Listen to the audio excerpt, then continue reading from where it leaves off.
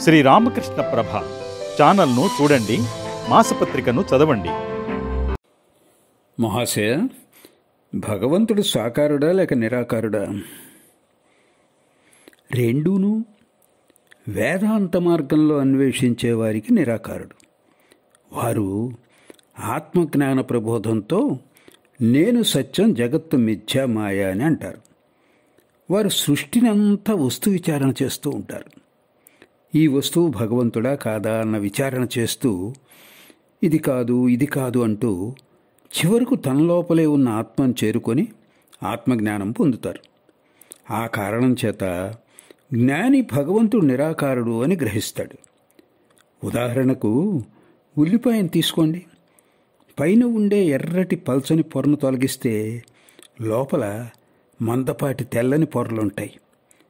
ఒక్కటొక్కటిగా వాటిని తొలగిస్తూ పోతే చివరికి ఏమీ మిగలదు. నేను అన్న ఉప్పుతో తయారు చేసిన బొమ్మ ఒకటి సముద్రపు లోతు కనుక్కునేందుకు సముద్రంలోకి దిగింది. అది సముద్ర జలాన్ని చేరగానే కరిగి నీళ్లలో కలిసిపోయింది. ఇక సముద్రం లోతు తెలిపేందుకు మిగిలిందెవరు? భగవత్ సాక్షాత్కారం కాగానే నేను అనే భావం నశించిపోయి తర్కం కూడా నశించి బ్రహ్మలోనే ఐక్యమైనప్పుడు ఏ ఆకారాన్ని చూడలేము. విచారణ పూర్తి కానంత వరకు తర్కిస్తూ ఉంటారు.